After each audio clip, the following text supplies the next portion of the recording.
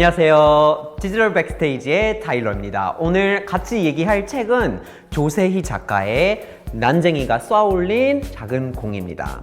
난쟁이가 쏘아올린 작은 공 혹은 난쏘공은 1978년에 출간된 연작 소설로 가난한 공장 노동자이면서 재개발로 삶의 터전을 빼앗긴 도시 빈민인 영수 가족을 통해서 빈부격차와 도시 하층민의 소외된 삶을 다루고 있습니다. 60년대 후반 서울에서 반자촌을 대거 철거를 하게 되면서 빈민들을 서울 외곽에 있는 경기도에 수용을 하려다가 실패한 광주 대단지 사건을 모티브로 했는데요. 소설은 난쟁이 가족이 사는 집에 철거를 알리는 계고장이 날아오는데요. 난쟁이 가족이 사는 곳은 서울특별시 낙원구 행복동입니다. 이런 지명은 낙원도 아니고 행복하지도 않은 가난한 가족의 고통을 더욱 돋보이게 합니다.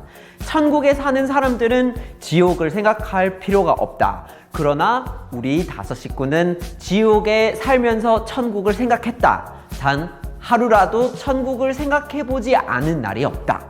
라는 유명한 구절이 난쟁이 가족의 고달픈 삶을 짐작하게 합니다. 결국 그들은 20만 원 상당의 입주권을 받게 되는데요. 하지만 전세금을 빼면 7만 원이 남고 집을 새로 지으려면 130만 원이 필요합니다. 근데 130만 원은 1970년대 기준으로 하면 서울에서 집을 한 채 정도를 살 수 있는 수준의 큰 돈이었는데요. 난쟁이 가족이 그 돈을 마련할 길이 요원합니다. 엎친 데 덮친 격으로 난쟁이 아들들이 공장 사장을 만나게 되면서 부당한 처우에 대한 담판을 하려다가 해고를 당하게 되는데요. 입주권 투기업자를 따라 집을 나갔던 난쟁이 딸이 입주권을 찾아서 돌아왔지만 난쟁이 아버지는 공장 굴뚝 위에서 하늘로 쇠공을 쏘아 올리다가 추락을 해서 죽게 되고 나머지 가족들은 결국 행복동을 떠납니다.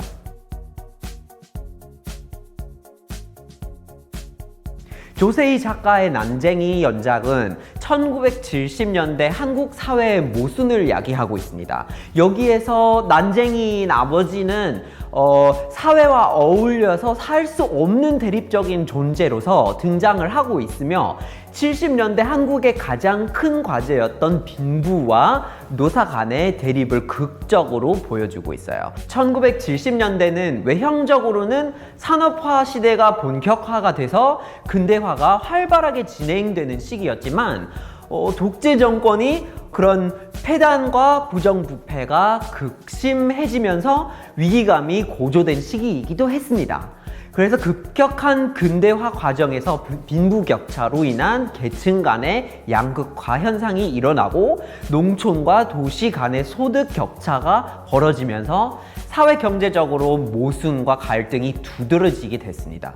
산업화로 인한 소외 현상이 심각해지고 전통적 질서와 가치가 무너지는 등 급격한 변화 속에서 현실 문제에 대한 문화적 관심이 어느 때보다 높아졌던 시기입니다. 이 작품에서 조세희 작가가 비현실적 기법을 사용해서 가장 현실적인 문제인 계급 간의 갈등이 마치 동화의 세계에 존재하는 것처럼 묘사하고 있어요. 그 결과 현실의 차가움을 더욱 강조하게 됩니다. 현대의 자본주의 사회에서 불평등은 필연적인 현상이라고 할 수 있을 것 같은데 불평등은 경제적 지위에서 그치지 않고 인종, 성별, 생김새 등 여러 가지 다양한 형태로 나타나는데요. 이렇게 뿌리 깊은 사회 문제를 어떻게 해결해서 바람직한 변화를 이끌어낼 수가 있을까요? 복지정책의 강화, 법 정비부터 더 나아가 사회 구성원 간의 원만한 합의를 이끌어낼 수 있는 다양한 방법을 고민을 해봐야 될 것 같은데요. 물론 현실에 적용 가능한 방안인지 고려도 돼야 되는데 그것이 또 다른 불평등이나 부작용을 유발하지 않는지 또 한번 검토를 해야 하겠죠. 작가는 2007년 인터뷰에서 겉으로 보이기에는 사회가 이전보다 풍요롭고 자유로워진 것 같지만 난소공을 처음 내던 그때와 근본적으로 달라진 것은 없고 난쟁이 가족의 불행은 아직 끝나지 않았다고 말을 했습니다. 2019년 개봉해서 최근 국제적으로 영화제에서 상을 휩쓴 봉준호 감독의 영화 기생충도 빈부격차라는 사회적 문제를 다루어서 주목을 많이 받게 되었는데요. 기생충에 등장하는 기후 가족이 1970년대 영소 가족을 떠올리게 한다는 그런 평도 많았습니다. 무려 40년이 지나 사회가 변하고 삶이 한결 풍요로워졌지만 부자와 가난한 이들 사이의 거리가 좁혀지지 못했다는 씁쓸함을 주는 부분입니다.